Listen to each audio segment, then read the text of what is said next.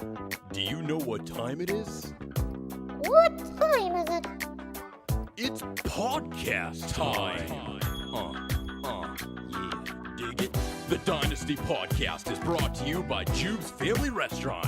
Family owned and operated since 2002. Jube's Family Restaurant's gourmet pizza and fresh food seafood is better than dirty, dirty sex. Get your ass to Jube's Family Restaurant and don't forget to tip your fucking waitress.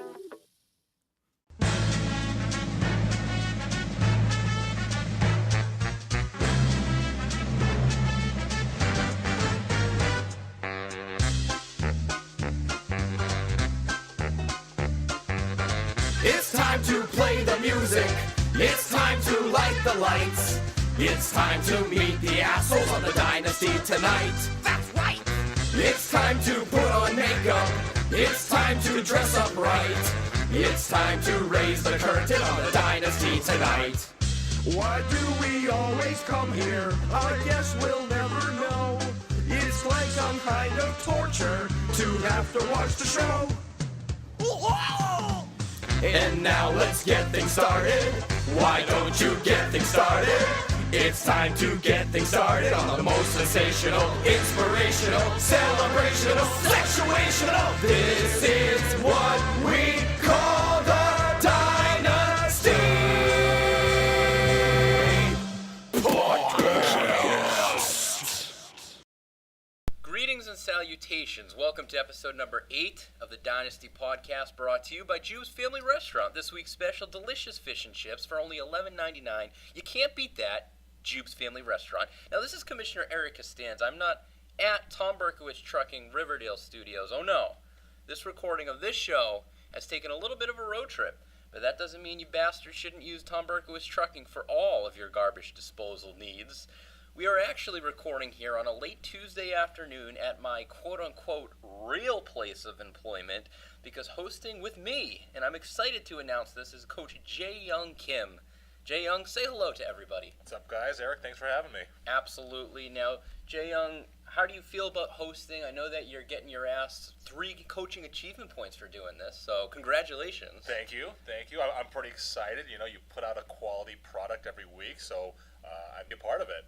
I'll contribute in a positive way. I'm sure you will. And we were actually, I mentioned last week that we were supposed to have a little bit of a threesome and have a little trifecta tri-hosting with Coach Brandon McDowell. Unfortunately, he is not here. He came down with a little bit of a sickness, a little bit of a flu bug, a little sinus infection. He's home, so he's not here. But to be honest with you, Jay, I think you and I have a little bit of a chemistry going on. I think we probably do a little bit better than that. Absolutely. I mean, there's nothing I like more than some male-on-male threesome action. But I can relate to one person at a time a little bit better. Right. I gotcha. So you're not nervous though. Just be excited.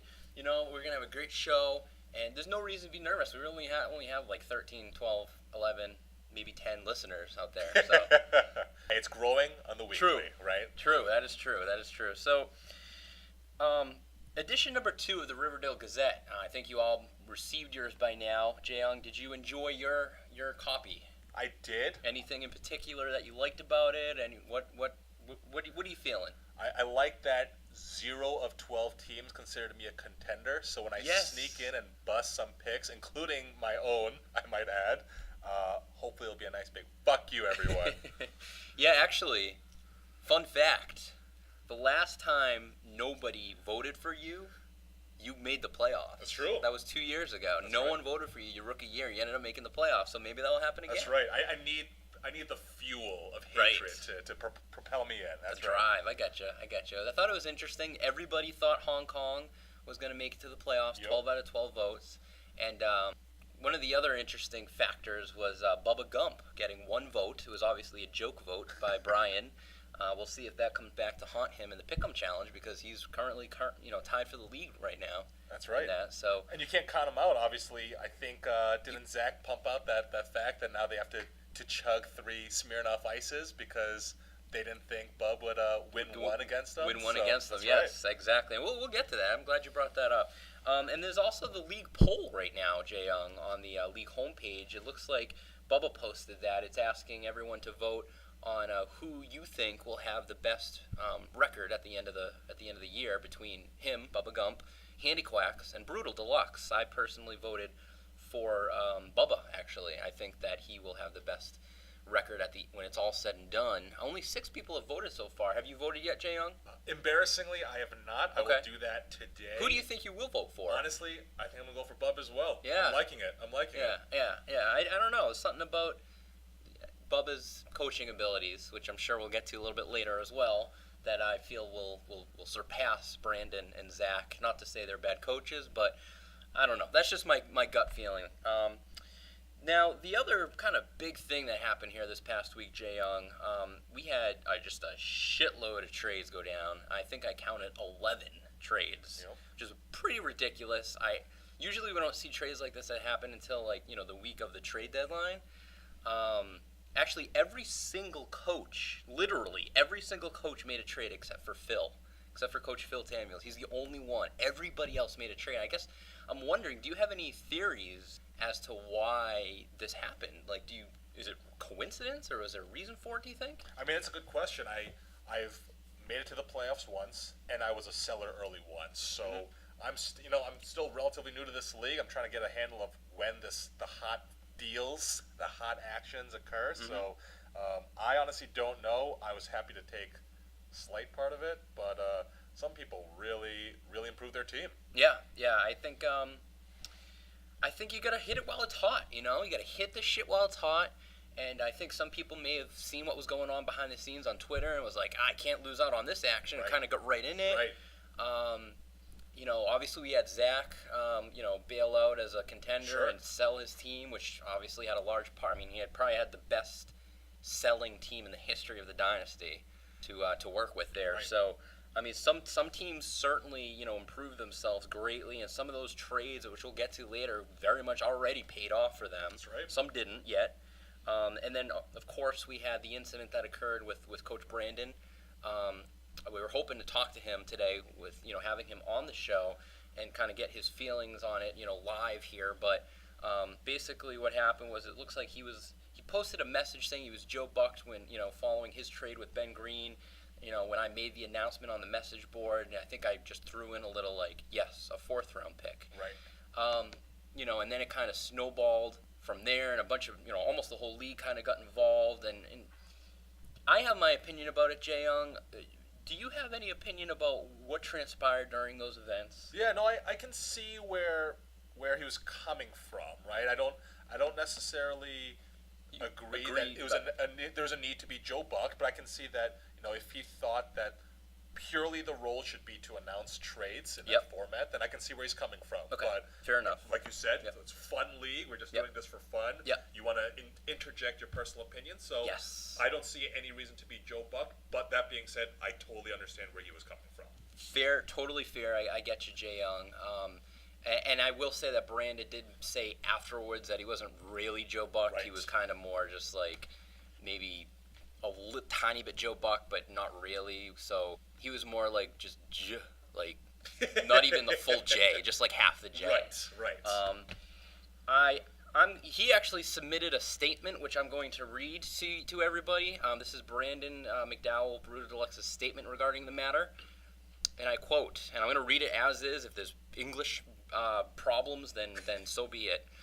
Before we proceed with statement from the Brutal Deluxe camp, he asks that I confirm that you've all enabled your macros, so make sure we all do that. Okay. And he's also saying, thank you. Following trade announcement by the hybrid being commissioner / coach Eric Costanza, Brutal Deluxe felt a need to call him out to the carpet for providing an opinion on the trade announcement. Having never made a deal with Ben before, I was semi-bucked because I felt that it was a great deal for everyone involved and miffed it that it was called out instantaneously. Many replies ensued, which was great and a clear indication that I was not on my own.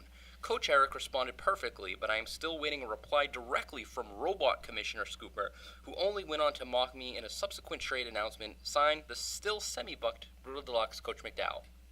All right, here. This is what I'm going to say. What the All right. Okay. Everybody knows that I am obviously like a coach as well. I am not just the commissioner. If I was just the commissioner, then it would be totally different. I get that. But I am also a coach as well. I have my own opinion about certain things. I obviously know how to separate commish versus coach. We all agree to that. However, what the fuck is the difference if I made that trade announcement in the show versus in a message board post? So if that happened like 5 hours earlier and I made that announcement in the show, then I would have probably ripped it a little bit more than I did by just simply saying in a parentheses in a message board post a fourth round pick. So if it was in the show, I probably would have said, wow, Ben got trade raped. I don't think it was a good trade for him. I certainly, understand it, but I think he gave up too much. Versus what I said in the message board post. What's the difference? What is the difference with that? There is no difference. We've already said in this show a few episodes earlier that we're going to be honest about and give our raw opinions about trades. That's obviously my coach's opinion. Has nothing to do with my commission. If it had anything to do with my commission opinion, then it would have been factored into the DTC review process. Jay Young, I'm getting worked up. Can you see where I'm coming from? I do, and obviously I think you need to take a step back. I need take a little breather. I need to have a drink. That's right. I wish we could have whiskey here at Dynasty Podcast. Well, if we were in Tom Berkowitz Trucking Riverdale Studios, I do have some hard liquor down there. But yes. I will say, obviously I think the thing to take away here is, Brandon is not originally from America, Ooh, right? that could factor he in. Is African, You're right. English may not even be his first language. I don't know. I think we need to do some further research on this. You're right. I think that has a huge factor. Because the other person that kind of chimed in, of course, was Coach Brian, and we all know that no matter what, he's just going to disagree with me. That's no news. So I almost think it's redundant for him just to send a message post or an email saying, I disagree with you, Eric. Right. We all know you do. You don't have to tell us that. So, all right. Well, that's my statement. I think I already addressed it last week when it all happened, but I'm going to continue doing what I do. So there it is.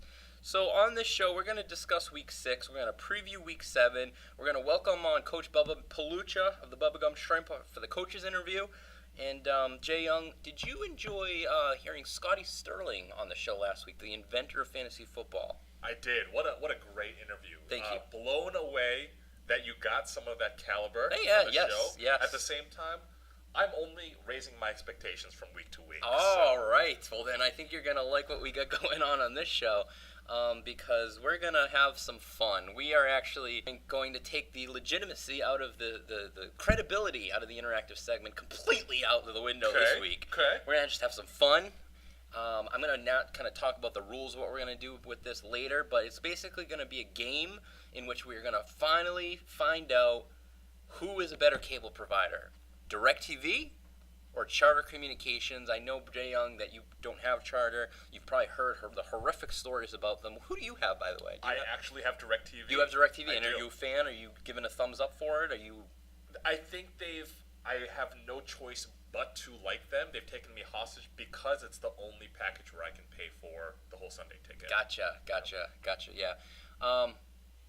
I as someone who has had Charter and now has DirecTV, you all know I'm on record saying that DirecTV is far and away better. But you know what? Some people out there still may not believe me. So we're gonna have a fair game, which we will have during the interactive segment, which we will talk about later. But it will finally put to rest the question of who is a better cable provider. Jay Young, I know that you are one with the internet. I see here you have your laptop. The matrix code is up. How the fuck do you read that thing is beyond me. We're in store for a wonderful show. Jay Young, do you have any questions or anything else that we did not address before we continue with the show? No, I would like to call out Brandon for having his quote-unquote disease. I assume it's what we call quote-unquote being a pussy. But, Brandon, hopefully you can address the crowd when you've grown some penises. Now let's take a look into last week's results. Who kicked some ass? Who sucked?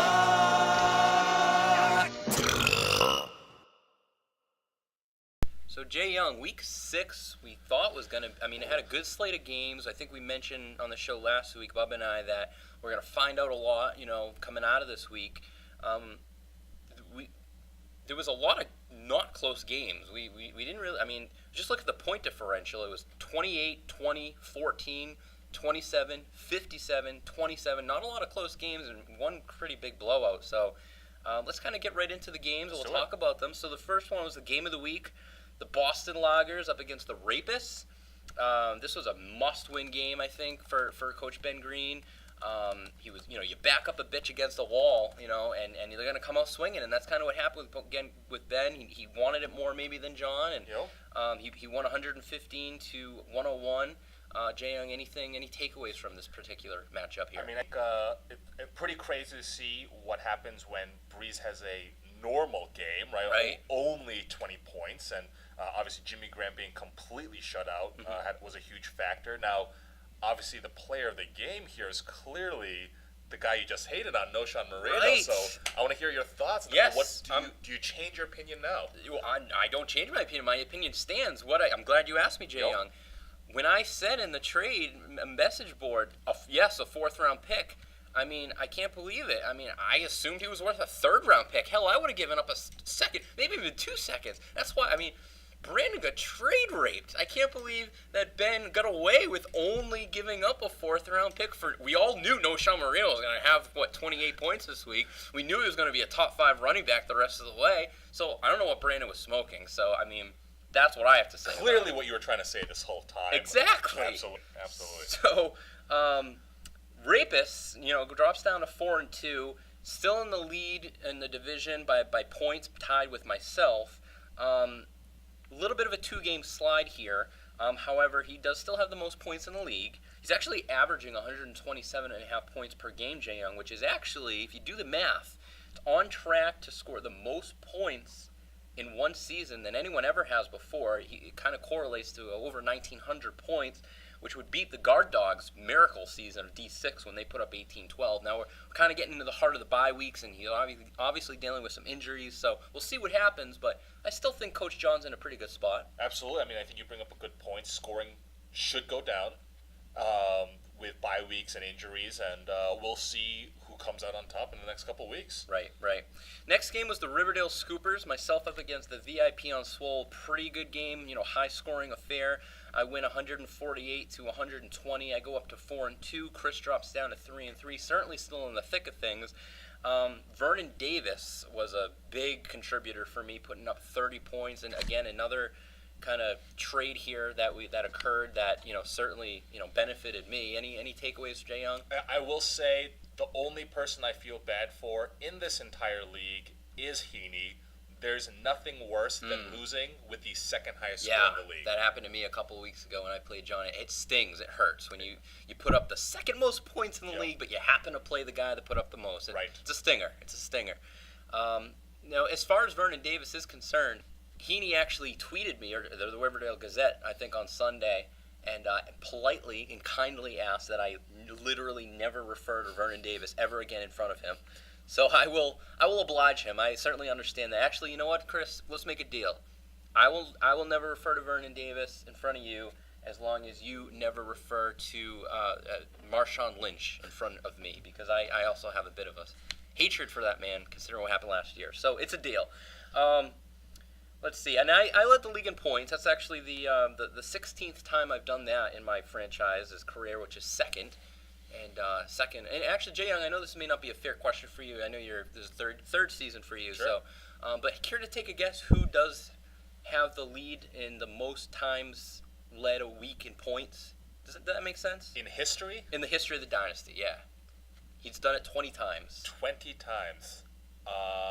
I hate to guess Zach, but he's also one of the few people I've seen do consistently well. Is it Zach? Yeah, not a bad guess. I think he is relatively up there, but it's actually Phil. Okay. Yeah, because Zach joined, I think, in D6, I want to say. So Phil, one of the 3 founding fathers of the league, he's done it 20 times. So the other thing I want to say, and you know what? I hope it's okay that I'm saying this, Jay Young. Is it okay when I bring up like little nuggets or stats about me? I know Bub, who was full of shit that time he said it. He said, "Oh, you only bring shit up when you're involved," which is obviously bullshit. Is it okay if I say something else about my team, or is it you guys going to be all okay? I want to hear it. All right.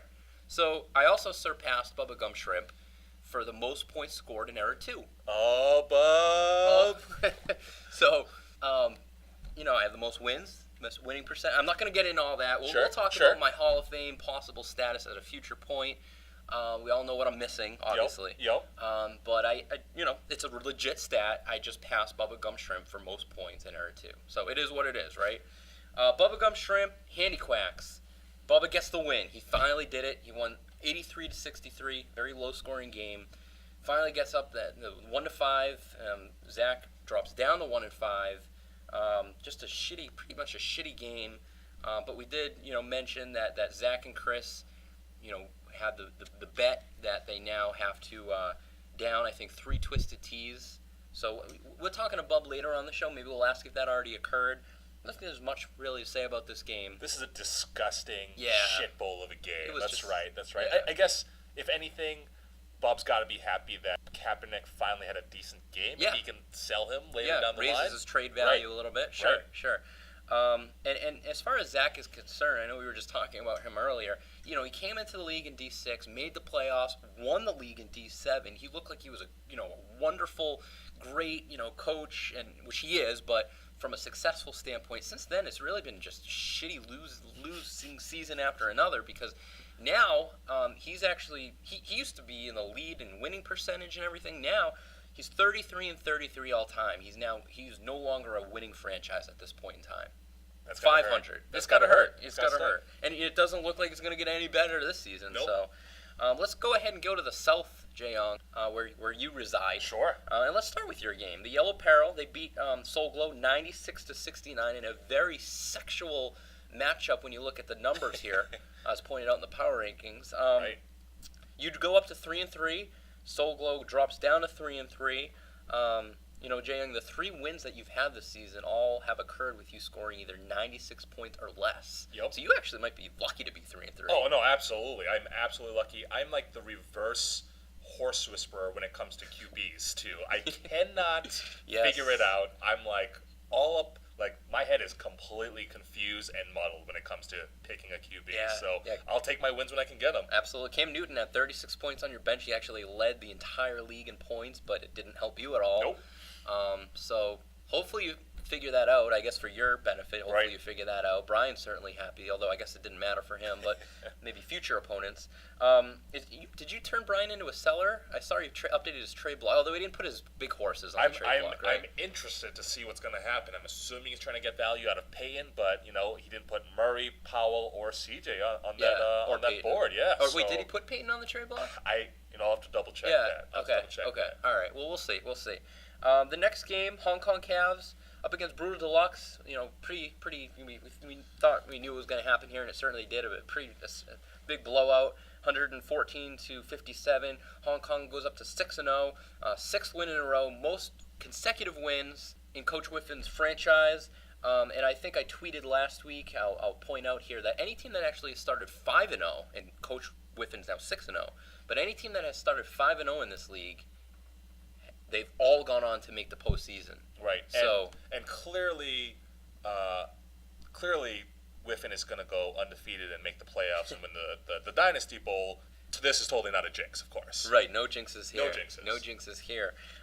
Brutal, who put up 57 points. It's actually the least amount of points that the franchise has ever scored. So just a bad season here, and possibly, we'll see what happens in the future. But he did get himself some good picks. Some of these trades that have occurred for next year. And the last game was the Pig Newtons defeating the Rockdalian Senators 90-63. I think we all kind of thought the Senators were going to win this game. I think most of us picked them in the pick'em. I think even Phil picked him, Will, in the pick'em, but that's just not what happened. That's why they play the games. Phil goes up to 5-1. Senators drops down to 2-4. Phil used his number 1 waiver priority on Nick Foles, who ended up getting 35 points. So the wait was certainly worth it. Phil's got 5 wins in a row. What do you think about Phil's team, Jae-Young? Wow, Phil, I know Eric was just talking about your scoring prowess. It is unbelievable what you have done with the shit bowl that you call a team. Say that as politely as possible. Right, with all due respect. With all due respect, of course. Clearly, I need QB lessons from you because Foles was obviously a genius idea. Yeah, absolutely. And Will, he's still somewhat in the thick of it, although he's only 1 game out of last place at this point. And he's put up, after the big trade for Megatron, He scores 63 points, which is the least amount of points he's scored all year. So, Will gets that big win last week against the Rapists, and then he puts up this shitty game against Phil. I mean, it was certainly a winnable game. He only really needed to score 91 points to win, and he couldn't do it. So it's got to be frustrating for Will.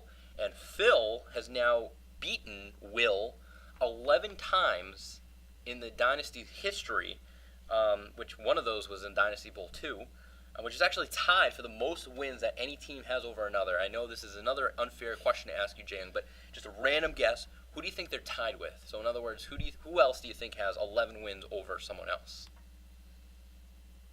Just from your length of time, I'm going to guess you. Okay, over... Just from my short and brief history of them, Yep. I would guess the Guards. Good guess, because the Guards was part of the league for, 8 years. Sure. It's actually, I am involved, but I'm actually on the losing end of Really? this. Coach Johnny C., the bastard, the son of a bitch. He has 11 wins over me, which he just has my number in this league. He really does. I think it's 11-7 or something like that, so it's not like he has, it's not 11-2 or whatever. Right. But, yeah, and we have another game later on in the season, so we'll see what happens, Jay. So would you compare your relationship to him maybe how Peyton views Eli? That Yes, I like that comparison. Would you consider that? Yeah, I'm the older brother. But Peyton has a Super Bowl ring. He does. So maybe He does. pre Super Bowl winning Peyton. Right. To the post Super Bowl winning Eli. Good comparison, Jay Young. Yep. I knew I brought you on board Yep. for a reason. Now, let's take a look into the future with next week's matchups. All right, Jay Young, let's go ahead and go through Week 7's matchups here. Feel free to stop me if you have anything you'd like to add or whatnot. The North Riverdale division, the Handy Quacks, who are 1-5 and railing, coming into Riverdale, playing myself, the Scoopers, 4-2. I'm hoping this is an easy game for me, but you never know. You must feel good about it. I do feel good about it. I certainly do. The 4-2 Rapists are coming into VIP on Swole, who are 3-3. That's a pretty good game. Big game for both those guys. Big game. The 3-3 Boston Loggers up against Bubblegum Shrimp, who are got that first win, 1-5. But Loggers has got to feel good about this one. Absolutely. As well. You know what? I'm going to call it right now, Jay Young. I hope I don't jinx myself. I probably am, but I'm going to say it right now. I'm going to beat Zach. I'm going to say Chris is going to beat John. Okay. And I'm going to say Ben's going to beat Bub.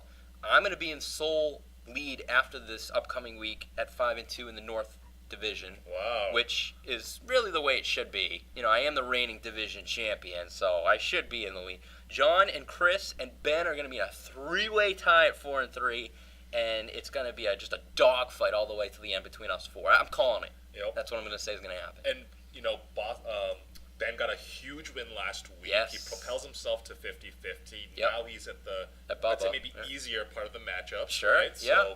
So should be an interesting run for Ben, seeing how he does. Absolutely. That was a big win for Ben last week. And let's go to the South. The 2-4 Rockdalian Senators up against the 3-3 Soul Glow. The 1-5 Brutal up against yourself, 3-3 Peril. You must feel good about that. Although it'd be embarrassing if you lose. If you lose this game, you are not looking good. So you need this win. No, I think I face Brutal this week, and I think I face Bub next week. These two big wins for me. You need these two big wins. Exactly. These should be the easy wins for me. Yeah. That being said, if the Senators can lose with what I think is the most talented squad in this league right now, then I don't know. There may not be a chance for me. So we'll see. We'll see. I'll cross my fingers. I like it. So you think Will has the best team on paper right now? I think better than Hong Kong, better than John, and better than you, right? So I think you guys all have awesome teams, but I think that I'm high on Romo this year. I like Adrian Peterson, obviously. Yep. Forte's having a ridiculous season. Plus, he may have arguably the easiest schedule going forward for running back. So, and then he just made the trade for Calvin, Megatron, right? I mean, he's got a number one receiver, arguably the number one running back, and we'll see what Romo does. Absolutely. Right? You know what? You make some good points, Jay Young. And then the 6-0 Hong Kong Cavs up against the 5-1 Pig Newtons.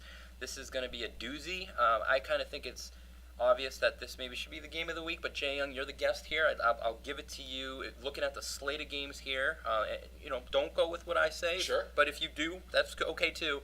Game of the week. Make the call. No, I completely agree. Okay. This is a huge, pivotal matchup, right? Yep. The Newtons, I think, have been winning spectacularly with maybe not the most talented team right now. And the Cavs, I think, have only been putting up barely over 100 points the last couple of weeks, right? Right. So, he hasn't put up huge points. He's been consistent. He's been putting up in the 90s to low hundreds for the most part the last 3 weeks or so. But not anything crazy. Exactly. And he keeps getting projected for 120, 130 points, which I completely see. So we'll see if this is a stinker for Matt or maybe an upset by the Newtons. Right. But I got to imagine that the Cavs are favored right now. I would think so, and I like the call, Jay Young. Phil is 4-2 against Matt all time, so we will see what happens in the game of the week.